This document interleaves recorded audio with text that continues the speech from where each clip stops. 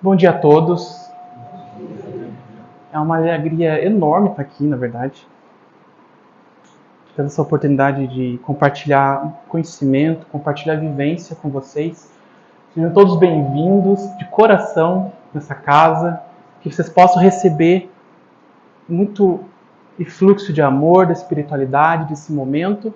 Porque isso aqui é um momento de banquete espiritual para todos nós. Principalmente o orador, que é o mais necessitado. Mas todos nós vamos se alimentar das palavras de Jesus e ser tocados com o seu amor nesse momento. Para lá fora a gente ter força para os desafios e no que a gente precisa cumprir com as nossas tarefas, nossa missão aqui na Terra. Vamos começar então com um tema que é muito importante. É um tema que está numa das questões do Livro dos Espíritos e que a gente precisa olhar para ele e refletir muito, porque ele tem muito peso na vida da gente, espiritual e principalmente na convivência que temos com os encarnados também, não só com os desencarnados. Pessoal, eu vou fazer uma pergunta bem simples. Por que nós acreditamos que escovar os dentes faz bem para a nossa higiene bucal? Vocês concordam que a gente escova porque a gente acredita que funciona também, certo? Concordam comigo? Quem tem aqui animal de estimação também? Gato, cachorro, né? Varia também, né? Passarinho, calopsita. Quando ele fica doente, a gente leva ele aonde? No veterinário. Concordo que a gente leva porque a gente acredita também que o veterinário vai tratar desse animal, concordam? Certo? Quando a gente realiza ações, a gente deposita, tem a crença de que ela vai funcionar. Tá? Só que, vou fazer uma outra pergunta aqui. Acreditar que escovar o dente, né, ajuda na higiene bucal e também levar o animal para o veterinário, esse tipo de crença, ela é igual a eu, por exemplo, acreditar, ter a crença na existência do coelhinho da Páscoa, por exemplo? Tem o mesmo peso essa crença? É totalmente diferente, né? Uma coisa bem fantasiosa, né? Uma coisa é fantasiosa, né? Acreditar em Papai Noel, uma coisa da nossa infância, tudo uma construção ali. Mas da gente escovar o dente, da gente levar ao veterinário, se tratar no médico também. Esse tipo de crença, ela tem uma diferença fundamental ali, comparada a outras. Por quê? Porque essas crenças aqui, elas são apoiadas na ciência. Apoiadas na ciência, na lógica, no raciocínio. Tem uma moral também muito importante, não só na parte racional, mas moral, principalmente. Certo? É uma crença verdadeira e justificada. Concordo? E por isso que ela tem um peso enorme sobre a gente. Por quê? Né? Quando a gente escova o dente, fica assim, né? Esse sorriso maravilhoso ali, né? E se a gente não escovar, vai ficar assim. Né? Maravilhoso também. Imagine, né, ela namorar, beijar uma boca dessa. É o cheiro, que maravilhoso. Então, são coisas que acontecem, elas têm um peso porque todo efeito tem uma causa. Ela é real, ela não é só imaginária. Se um escovar o dente apodrece, se levar o animal, ele desencarna. Tem toda uma pesquisa em cima mostrando, certo? Por que eu estou falando isso, gente? A crença na imortalidade da alma, a crença na comunicação com os espíritos e a influência delas em nossa vida, nós colocamos essa crença perto daquela da ciência de escovar os dentes, ou a gente coloca essa crença, dá o peso dela igual a acreditar em Papai Noel num coelhinho da Páscoa. Entendeu? Que aprofundamento eu tenho, quando vou estudar a doutrina espírita, aprofundamento eu tenho nessa ideia? Porque para ela mudar, ajudar a mudar a minha vida, ela tem que ter um peso também, certo? Ela tem uma base, mas também depende de quanto nós investigamos ela, certo? E aí que eu entro. Então a primeira parte é refletir sobre isso. A gente vai falar de espírito, vamos falar, mas como é que eu interpreto isso na minha vida? A gente tem que parar para pensar nisso. Eu estou no espiritismo, como é que eu levo ele? Eu quero que o cristianismo mude minha vida, mas que peso eu dou por ensinos de Jesus? Que aprofundamento eu dou por ensinos de Jesus? Allan Kardec, ele vai trazer essa frase aqui, ó. O espiritismo como ciência prática, olha só que interessante. Ele fala ciência prática, não é uma coisa teórica.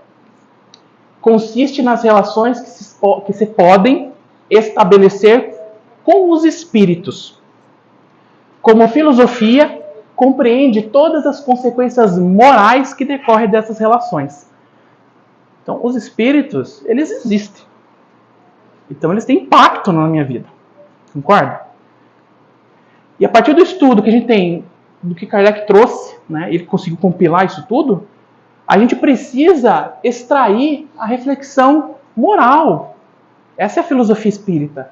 Que consequência tem essas ideias na minha vida? A gente precisa se aprofundar nisso. Tá? O Platão, o filósofo Platão, ele falava o seguinte: de que adianta eu ter a ciência de transformar pedra em ouro se eu não sei o que fazer com ouro?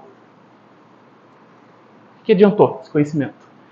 De que adianta um conhecimento certo? A ciência da imortalidade se eu não sei o que fazer com ela? Se eu não paro para pensar nela? Esse conhecimento ele é muito importante. Essa reflexão. Então não basta só o conhecimento. Qual que é a utilidade dele? Muito importante. A gente sempre tem que refletir qual que é a utilidade na minha vida e o que eu faço com ele com relação ao meu próximo. Assim como Cristo disse, não vim destruir a lei, porém cumpri-la, também o Espiritismo diz, não venho destruir a lei cristã, mas dar-lhe execução. Nada ensina em contrário ao que ensinou o Cristo, mas desenvolve, completa e explica, em termos claros para toda a gente, o que foi dito apenas sob forma alegórica. Então é isso que a gente tem que pegar na doutrina espírita. Muito tempo, né, foi soterrado todo aquele conhecimento, agora ele está claro, então a gente precisa, é o que ele fala aqui, desenvolver, completar e se aprofundar nos ensinos de Jesus. Jesus, quando ele fala, 2 ou 3 reunidos em meu nome, lá eu estarei,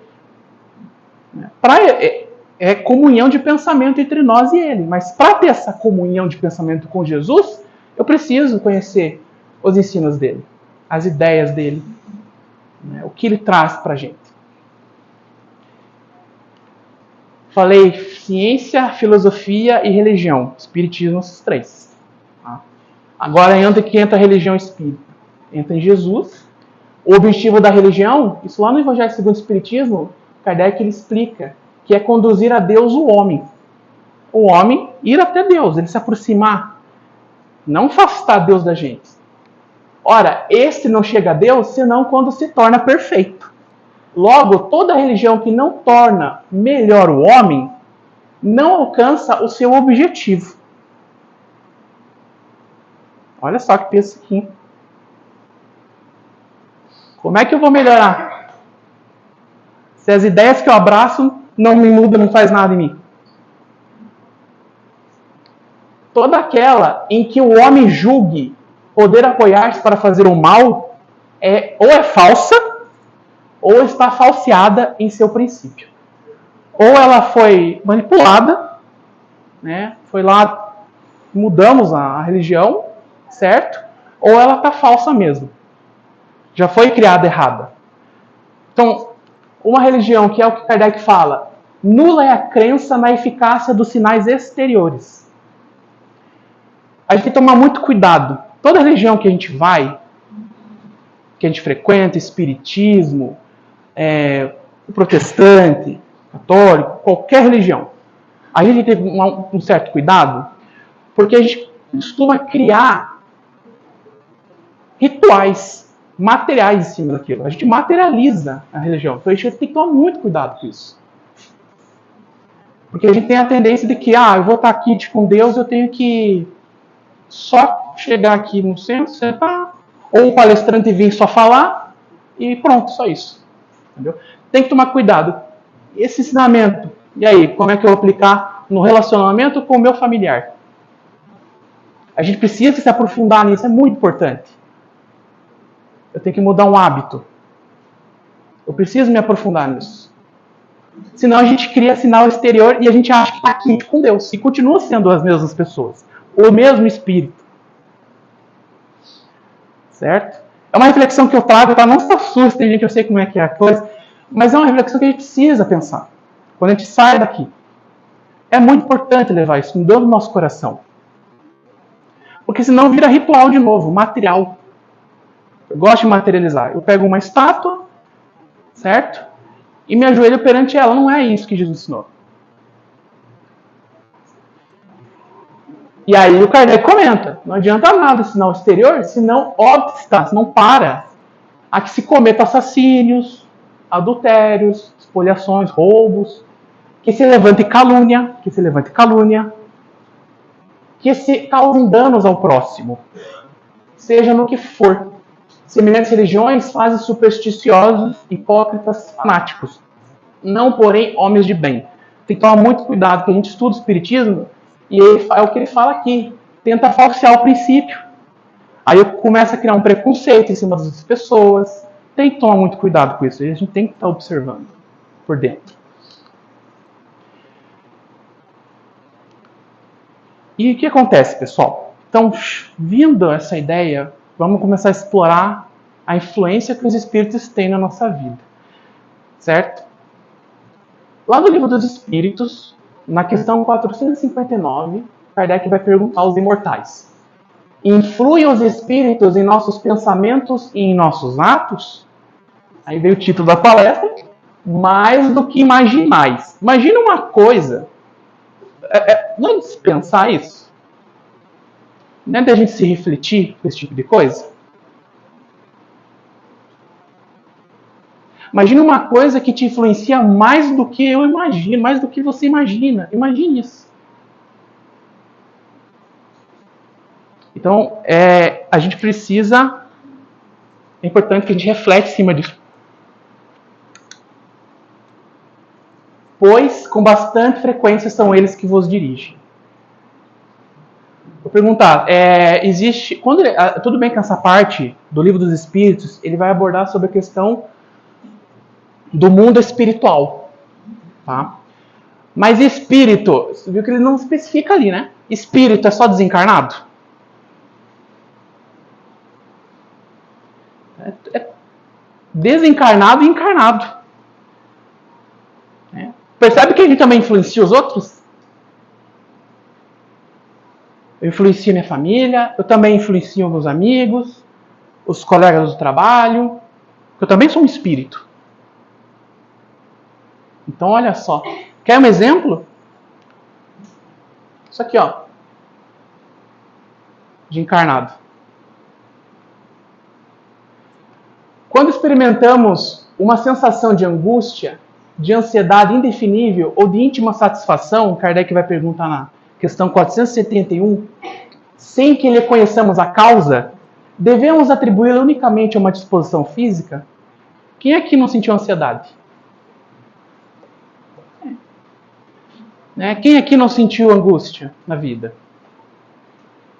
Se não sentiu, não é ser humano, né? Ou tem uma questão muito complicada por dentro. Tem uma coisa que tem que ser ajustada, porque é o básico. São sentimentos que têm a sua importância quando equilibrados, certo? E uma satisfação íntima, um momento de alegria. Às vezes você está lá em casa, mas você se sente tão bem no dia, acordou agradecido. Sabe quando tem esses dias assim que aparece? Quando a gente sai daqui, inclusive, também, a gente sente aquele ar gelado, refrescante assim por dentro.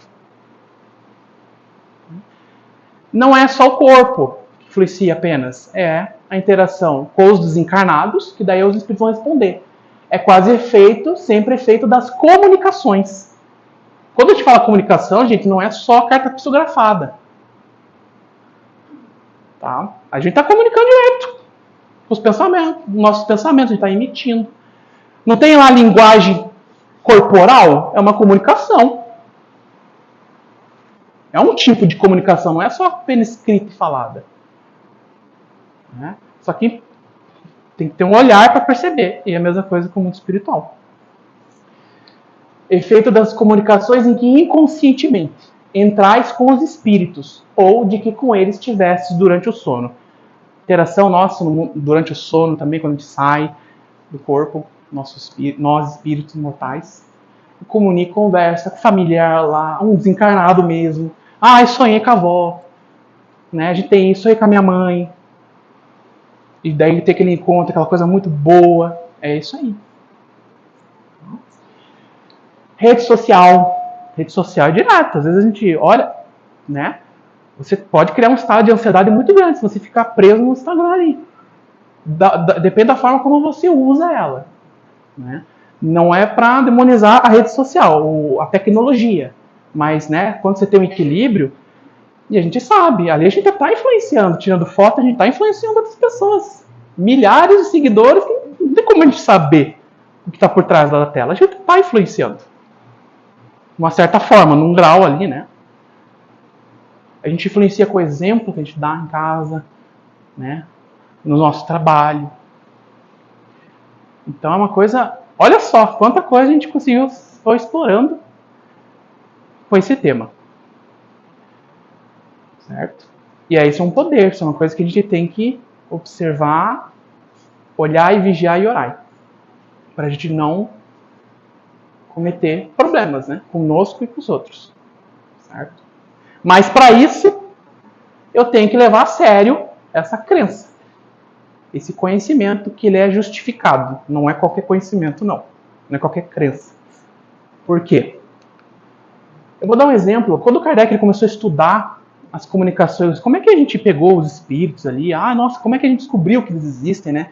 Vamos dizer assim, saiu da filosofia, da questão só... Porque eles eram muito concebidos na religião e na filosofia, muitas vezes. Mas ficava uma questão muito mental. Com o espiritismo, ele conseguiu trazer ferramenta para mostrar, não, ele existe aqui, está na tua frente mesmo. Você pode, tanto que o Kardec comenta, é como se você apalpasse. Tão real que é o negócio. Uma das ferramentas para estudar os espíritos, que Kardec usou para estudar o mundo espiritual e explorar, é um exemplo que eu vou dar. Os astrônomos, quando eles querem... Eles mandam sinais para o espaço. Sinais inteligentes mesmo, mensagens bem complexas. E volta e meia eles estão recebendo o sinal do espaço também. Né?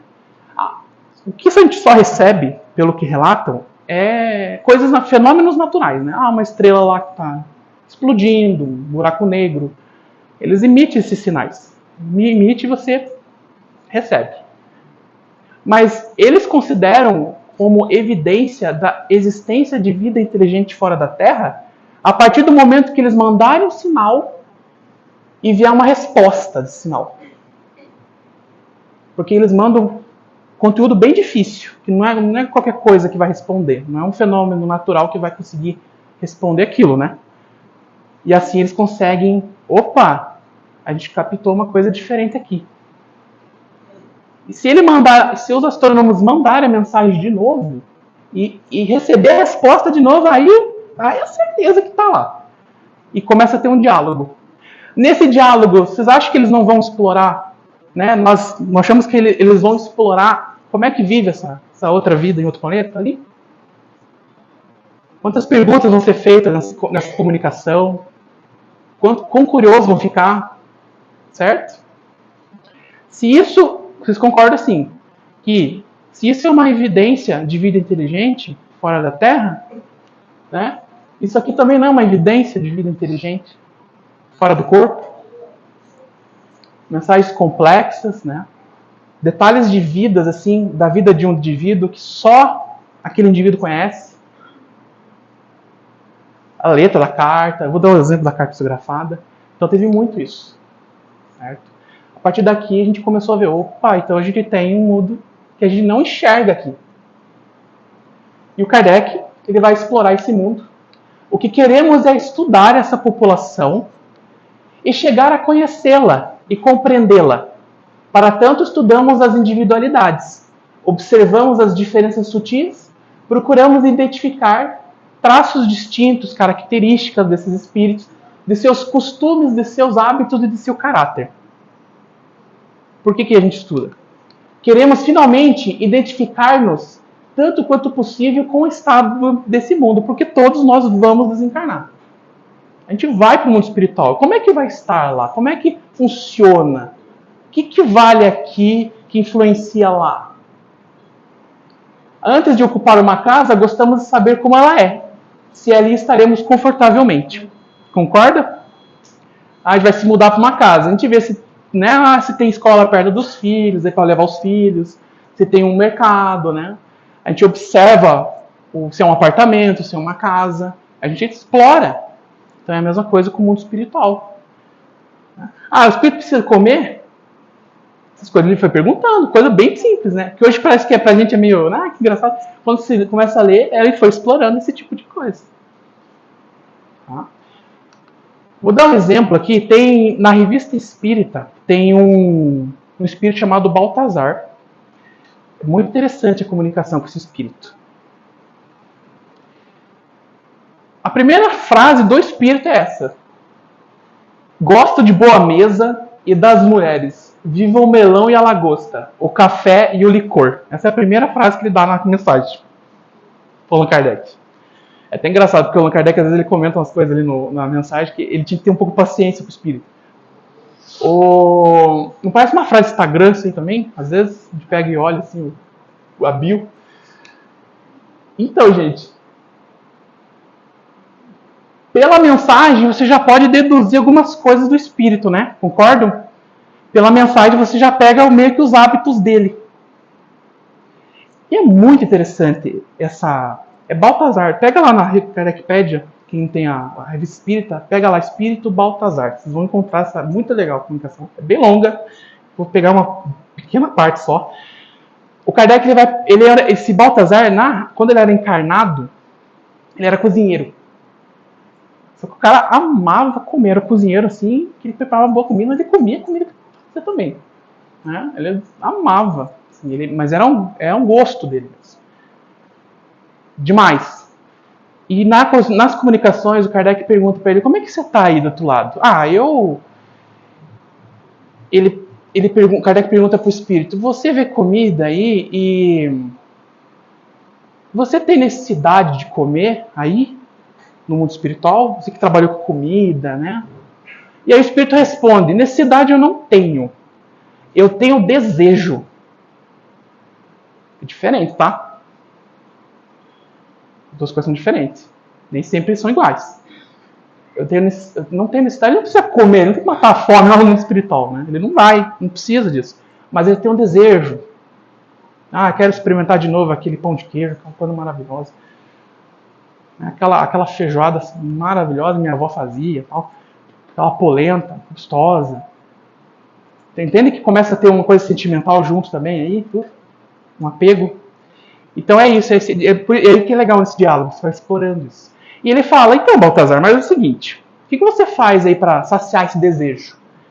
Eu tento ficar perto das pessoas que comem, gosto de comer muito, eu gosto de estar perto delas ali. E eu vejo a comida, também me delicio ali. Aí ele pergunta: mas isso te ajuda? Você não come? Kardec pergunta: não te sacia mesmo? Ele fala: olha, não sacia não, eu fico lá, mas não sacia. Fico com desejo também, mas eu fico só olhando, eu gosto. Gosto, mas é um tormento. Porque ele não consegue se livrar desse desejo. Não consegue fazer outra coisa além disso.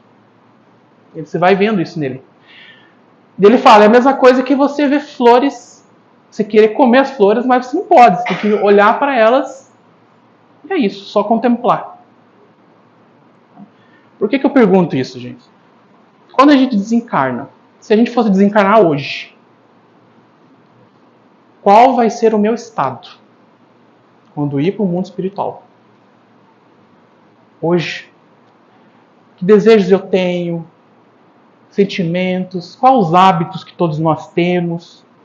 Eles vão sumir, vai virar tudo uma outra coisa, ou vão continuar sendo eu sendo o mesmo Vinícius de hoje? O espírito com essas características hoje.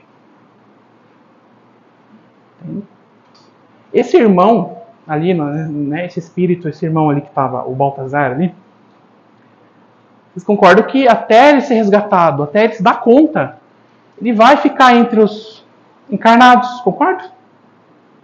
E concordo que ele vai influenciar também os encarnados. Chega a tal ponto de ser obsessivo. Porque ele está fascinado com a comida também. E ele vai atrás de quem também está fascinado com a comida. E assim vai.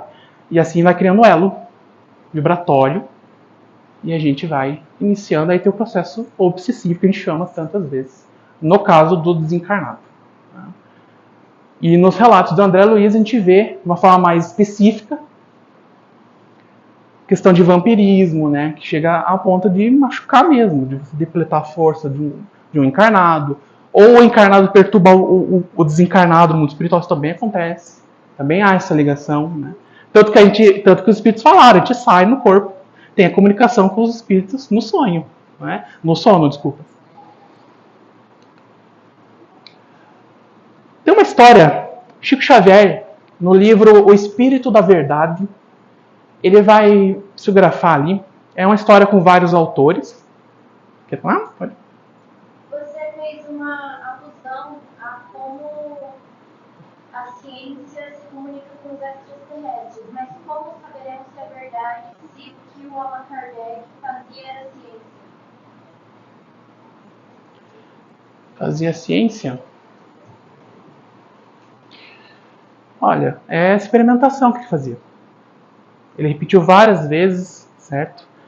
Repetiu várias vezes essas comunicações. Não era uma só comunicação, entende? Eram várias comunicações.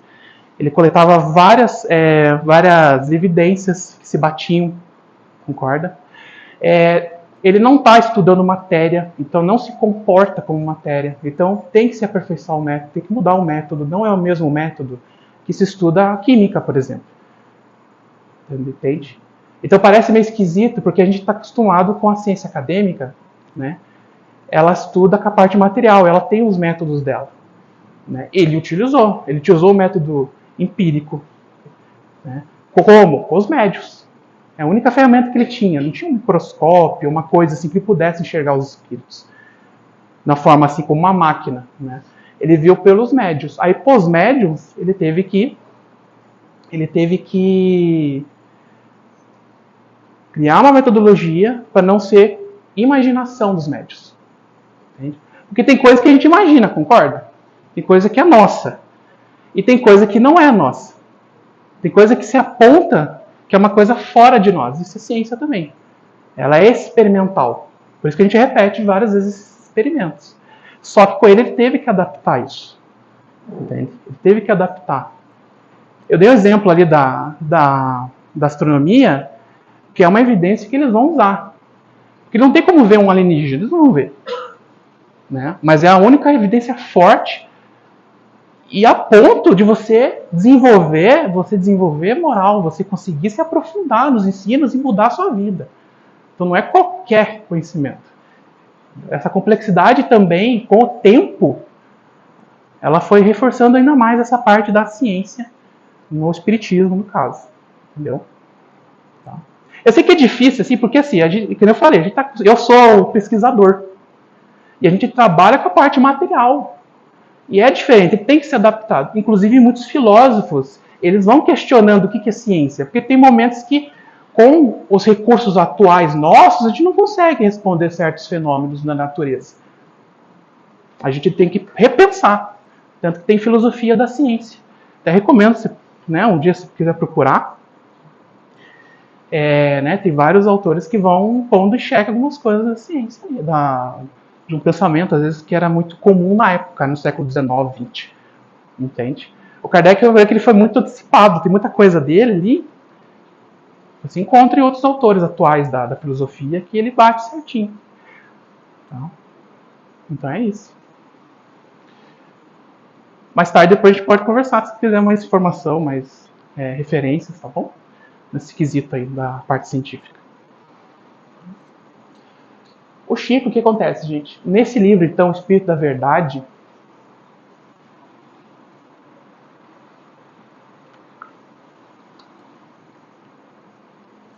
ele vai contar um caso de um casal. Um é o Júlio e outro Marina. O Júlio, ele era comerciante lá no Rio de Janeiro. E esse espírito, ele vem e traz esse relato pro Chico, né? O Chico psicografia essa história. O Júlio, o que acontece? Ele chega até casa com a Marina, né? Tem um namoro com ela, ele casa com ela. É um casal assim que vive feliz. E Marina muito jovem na época, e tinha uma ingenuidade, né? Ali. Ela era muito alegre, né? Saía com ele, então tinha um tipo de vida diferente ali do que era acostumado naquela época. E o que acontece? Tinha muitos olhares em cima da Marina. Os vizinhos ali, os colegas de trabalho dele. Então o povo olhava assim, mas a Marina é muito bonita, tal, né? Aí tinha inveja, o ciúme dele tá namorando ela. E o que acontece? Ele chega, eles vão pondo certas ideias na cabeça do Júlio. Veja aí, alguns familiares também fazem isso com ele, na história. Veja aí, acho que ela é meio solta, né? Vão julgando ali e tal. E isso fica um tempo. Eu estou focando a vida dele com ela. Fica um bom tempo, assim, falando ali. E o Júlio começa a se incomodar. Ele começa a acreditar que as pessoas falam para ele. Muito. Tanto que elas falam, como começa a vir ideias ali também. Tipo, né, então eles têm razão, veja aí, cara, fica de olho aí, ela tá te traindo. Começa a ter esse tipo de pensamento. Chega um momento que ele começa a conturbar o relacionamento dos dois. Tá? Começa a brigar, tal. Num certo dia, ele estava trabalhando, aí vem um amigo, um colega dele lá, falou assim, Júlio, fica de olho na tua mulher lá, porque tem um cara na tua casa. Aí o que acontece? Ele pega uma arma, o Júlio, vai até a casa, ele entra no quarto, tá a Marina e um rapaz dentro do quarto. E ele não pensa duas vezes, ele dá 2 tiros. Mata o rapaz e mata ela. Eles encarnam ali. Né? Tanto que na cena ele fala, né? Eles caem, eles olham para ele. Né? Isso marca ele. E ele não aguenta, daí ele acaba tirando a própria vida. Daí. No mundo espiritual, porque a história continua, né? Ele é resgatado, os espíritos ajudam, todos eles ali, conversam com ele, ele consegue tomar um pouco de equilíbrio, e ele conversa, daí tem um momento que ele se aproxima com o casal, e ele conversa com os dois. O que aconteceu, gente? Eles tinham um vizinho que era muito próximo, muito amigo deles. E Marina, ela só pediu pro vizinho, só isso. Ela só pediu pro vizinho trocar a tomada elétrica. Só isso. No quarto deles lá.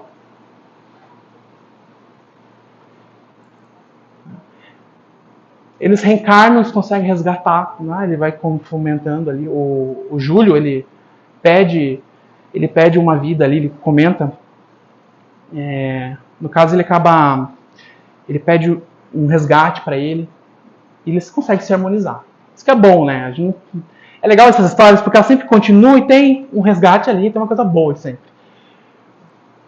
Só que é isso que a gente tem que tomar cuidado. Claro, quantas influências eu falei aqui que tem nessa história aí? Só contando ali. Dos encarnados e dos desencarnados ali. Um exemplo que a gente observa, gente, recentemente aí, volta e meia sai notícia até de jovens mesmo usando lá, entrando em redes sociais e tendo um bullying ali na rede social. Tem uma rede fofoca na internet ali, daí ele acaba tirando a vida. Isso é uma realidade, assim, presente direto. Certo? Então, Beleza, Vinícius. Então, a gente está ciente da importância dessa influência e como é que a gente faz para resolver? Qual que é a solução desse problema? Para a gente harmonizar a vida da gente. Para a gente melhorar, para nós construirmos paz nas relações nossas. Lá em Mateus, vai ter uma passagem de Jesus em que ele vai ajudar a curar um menino, certo? Eu tô com uma versão aqui muito interessante, que é do Haroldo Dutra Dias, o Novo Testamento, que ele traduziu do grego direto para o português. Então muda muitas coisas, muitas palavras ficam diferentes do que a gente está acostumado. Ele pega direto do grego e tenta pegar de textos mais antigos. Muito importante, muito legal isso aqui, essa tradução. E lá, essa passagem acontece assim. Jesus, depois de se dirigirem à turba, aproximou-se dele, do Cristo, um homem, e esse ajoelhou-se e disse: Senhor, tem misericórdia do meu filho, porque é lunático e padece horrivelmente, pois muitas vezes cai no fogo e muitas vezes na água. Jesus, o que ele faz? Até Jesus ele fala: trazei-me aqui ele. E encaminha. É legal que essa tradução, ele não usa, porque normalmente quando a gente vai ler essa passagem, é demônio, né? Tem essa tradução. Ele põe o grego daimon. Quando vai no livro dos Espíritos, se você pegar também essa tradução dessa palavra do grego, significa espírito. Pode ser tanto bom quanto ruim. No caso aqui, é um espírito que estava ali influenciando, estava obsediando o menino. Tá? E aí ele fala aqui, Jesus, né, expulsou, entre aspas, né, vamos pôr aqui, porque é o que está escrito, mas Jesus não expulsa, né, a gente sabe que ele acolhe. E o daimon saiu do menino. O menino foi curado a partir daquela hora. Então os discípulos aproximaram-se de Jesus em particular e lhe disseram: por que não fomos capazes de expulsá-lo? Porque o homem tinha pedido ajuda aos discípulos, eles não conseguiram ajudar naquele momento. Disse-lhes Jesus: por causa da vossa pouca fé. Amém, vos digo que se tiverdes fé como um grão de mostarda, direis a este monte: muda-te daqui para lá, e ele se mudará. E nada vos será impossível. Mas essa espécie não sai senão mediante oração e jejum. Tem 3 elementos que eu vou pôr aqui, que é profundo, tem mais coisas. Mas tem 3 elementos muito importantes, gente. Lá no Livro dos Espíritos, na questão 467, Kardec vai perguntar: pode o homem eximir-se da influência dos espíritos que procuram arrastá-lo ao mal?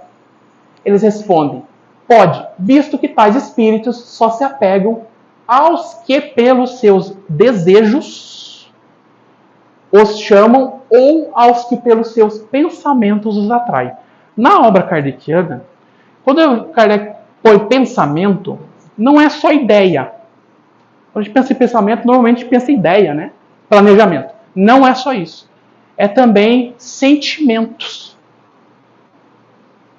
Tanto que ele perguntou lá, né, os espíritos, às vezes você não sente uma ansiedade, uma coisa, é um sentimento que está envolvido ali. Certo? Jesus ele vai trazer a resposta. Os espíritos trouxeram o que Jesus disse aqui. E o que o Cristo pôs pra gente é a questão de trabalhar desejo e pensamento. Fé, a oração e o jejum. Já vou dizer, vamos se aprofundar nisso tudo. Fé. Primeiro eu vou falar da fé antes da oração. Qual que é o significado de fé que a gente normalmente escuta?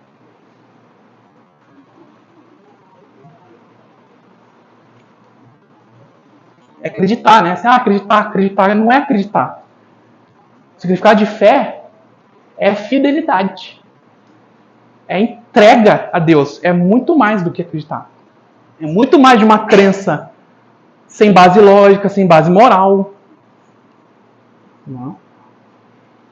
Então são coisas assim que a gente tem que observar, né? Que tem influência na vida da gente, nossa vida.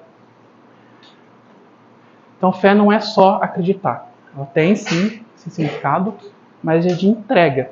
Entrega o quê? Os ensinos de Jesus. Que é o que mais a gente consegue. Ele aborda todas as religiões ali. No fundo ele pega todas as religiões. Oração. O que é orar? Aí lá no Livro dos Espíritos, os Espíritos vão responder o seguinte, Kardec: a prece é um ato de adoração. Orar a Deus é pensar nele, é aproximar-se dele, é pôr-se em comunicação com ele. Há 3 coisas que podemos propor por meio da prece: louvar, pedir e agradecer. Olha só, gente, pensar em Deus. Aí quando a gente pensou, o que é o pensamento? Não é ideia só, não é planejamento, é também sentimento. Que sentimento eu tenho com Deus? Com a obra dele? É essa a pergunta. Me aproximar de Deus. Quando a gente fala se aproximar, que a gente, é difícil a gente conceber, porque normalmente a gente pensa num velhinho, a gente sabe que não é assim. Certo?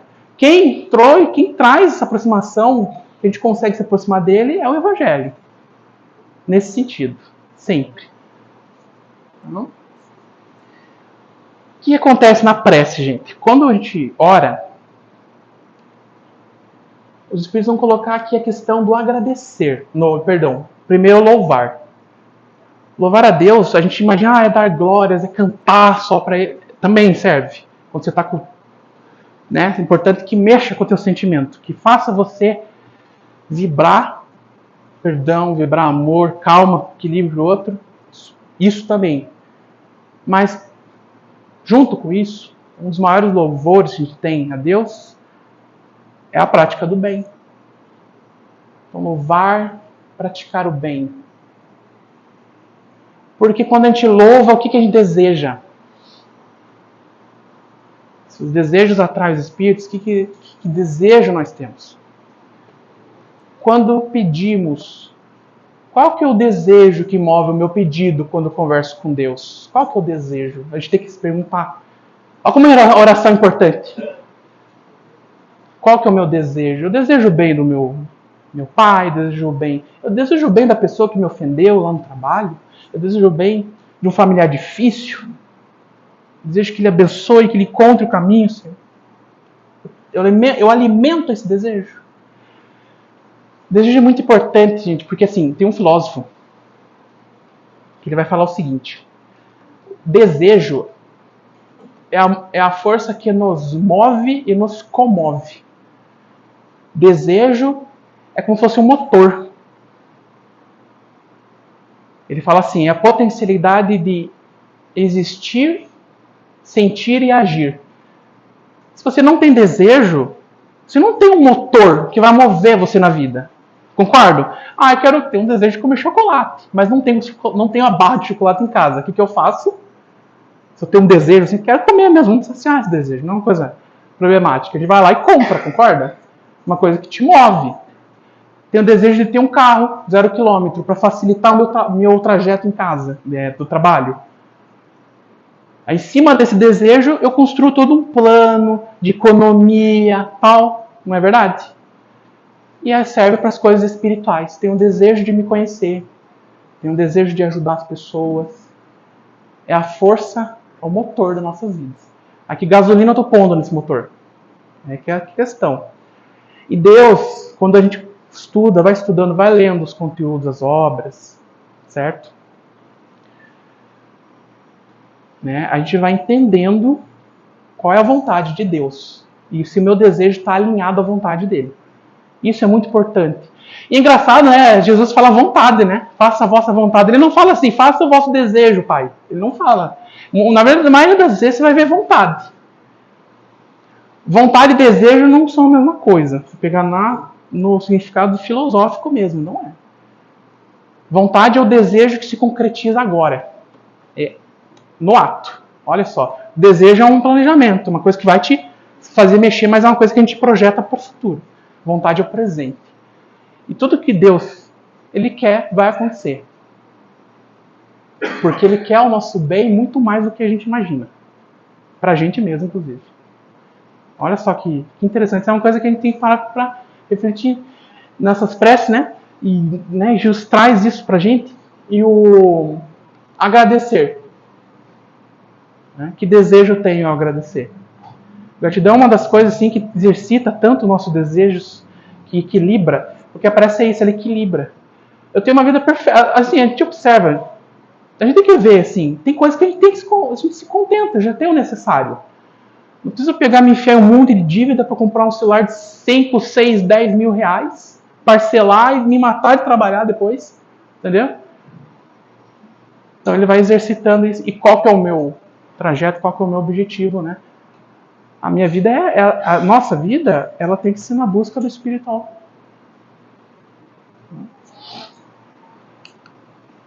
O jejum. O jejum, né? Comenta lá, é se abster de comer, né? No caso aqui, o que o Cristo fala é o jejum de sentimentos, de pensamentos. Que tipo de alimento eu estou colocando na minha alma? Na alma que eu sou, o espírito que eu sou encarnado. Que tipo de alimento eu ponho? Aí Jesus fala, ele é o pão da vida. João, né? Jesus ele fala, né? Eu sou o pão da vida. Ele é um alimento espiritual. A gente come esse pão. Nem só de pão virá o homem, mas de toda a palavra que sai da boca de Deus, né? Metaforicamente. Tá? E aí tem esse alimento e tem esse aqui também, que pode trazer coisas boas. Aí a gente tem que escolher. A gente tem que se perguntar quais pensamentos, quais sentimentos eu mais defino isso, mais eu quero alimentar. E tem que ficar de olho. Por isso que os Espíritos falam, pelos vossos desejos e vossos pensamentos. Para encerrar, gente, quero trazer uma história também do livro O Espírito de Verdade. Muito bom esse livro. Recomendo que tenham ele, tá? Tem várias histórias de vários autores espirituais. Nessa, quando o Chico psicografa, ele vai contar um capítulo sobre um acontecimento com o próprio Allan Kardec. O Allan Kardec, depois que ele publicou o Livro dos Espíritos, ele começou a passar por várias críticas, perseguições, né? Questões, né, que a gente... que coisa estranha, isso daí não é ciência, não sei o que, não é filosofia, que você está falando baboseira, e aí começou toda uma perseguição em cima disso, certo? E eles estavam passando por problemas financeiros, porque ele era professor, a Amélie também era, não ganhava o necessário, mas tinha dificuldades. E daí, ele estava na escrivaninha dele lá, ocupado com as cartas e tal. E aí vem a Amélie, traz um pacote para ele, coloca na mesa dele e entrega uma carta para ele, que chegou para eles lá. Ele pega a carta, abre, e ele lê o seguinte na carta. Tá o pacote ali e ele lendo a carta. E na carta dizia o seguinte: Senhor Allan Kardec, venho por esta carta contar relatar um fato que aconteceu na minha vida. Eu sou um encardenador de Paris aqui. E há pouco tempo atrás eu conheci o amor da minha vida. Foram os momentos mais alegres, foram momentos felizes, que há muito tempo eu não tinha. Porém, num dia fatídico, a minha esposa contraiu uma terrível doença. E ela não suportou. Desfaleceu nos meus braços. E com o tempo, eu comecei a ser tomado pela tristeza, uma tristeza muito profunda. Comecei a faltar ao trabalho. Recebi avisos de demissão. Depois disso, eu comecei a caminhar perto do rio Sena. Parava na ponte, encostava no mureta e começava a namorar as águas ali, planejando o meu suicídio. No dia seguinte, eu estava levando uma pedra. Quando eu coloquei a pedra e a mão sobre a mureta, senti algo macio, molhado, e caiu sobre os meus pés esse objeto. Era um livro. E eu, entre irritado, mas curioso do que seria aquilo, abri as páginas daquele livro sobre a luz mortiça de um poste e comecei a ler. Li, devorei o livro. E com isso eu quero agradecer muito ao Senhor. Segue o livro no pacote que eu mandei junto com a carta, com considerações minhas e agradecimentos. Aí o Kardec rasga o livro. Aí adivinha qual que é o livro? O Livro dos Espíritos. Ele pegou, publicou, foi e voltou pro Kardec. E o pessoal, quando ia se jogar na ponte, deixava o livro ali. E a galera tocava. A Maria tocava e sabia onde colocar quando queriam pular. E o livro toda hora fazia as pessoas mudar de ideia ali. E elas evitavam o suicídio. E ele, Kardec abre o livro na primeira página. Está lá o agradecimento do encardenador. E tem várias assinaturas. Várias frases das pessoas falando: muito obrigado. Esse livro me salvou. Eu também. Fique com esse livro. Antes de pular, leia esse livro. Estava escrito assim. Uma das maiores influências espirituais positivas é esse livro na vida da gente. Então, com isso, meus irmãos, na pergunta 469, resumindo todos os ensinos de Jesus aqui, dessa parte, eles vão perguntar: por que meio podemos neutralizar? A Kardec pergunta, né? Por que meio podemos neutralizar a influência dos maus espíritos? E os espíritos vão responder: praticando o bem e pondo em Deus toda a vossa confiança. Repelireis a influência dos espíritos inferiores e aniquilareis o império que desejo ter sobre vós. Uma coisa muito importante: quando a gente fala do desencarnado, gente, é um sofredor também que está ali. Não todos, né? Mas a gente sabe que tem os sofredores. Quando fazemos preces, faz prece para os encarnados e faz para os desencarnados. Que aqueles que têm ódio possam conhecer a luz do amor de Jesus. Possam ser tocados também, porque eles serão resgatados. E que a gente seja essa boa influência para eles. Por meio dos exemplos aqui, primeiramente, e as orações que a gente faz. Guardai-vos de atender às sugestões dos espíritos que vos suscitam maus pensamentos, que sopra a discórdia entre vós outros e que vos insufla as paixões más. Confiai especialmente dos que vos exaltam o orgulho, pois que esses vos assaltam pelo lado fraco. Toma muito cuidado com esse sentimento, muito cuidado. É o que mais desune a gente. Essa é a razão porque Jesus, na oração dominical, vos ensinou a dizer: Senhor, não nos deixeis cair em tentação, mas livrai-nos do mal. Eu quero desejar do fundo do meu coração, todos que estiveram aqui, encarnados e desencarnados também, que a gente vá com a paz de Deus. E que a gente continue, é só se esforçar e ser essa influência, ser um instrumento da paz do Senhor para as pessoas ao nosso redor e para os desencarnados que estão precisando também, assim como nós. Um bom dia a todos, fiquem com Deus.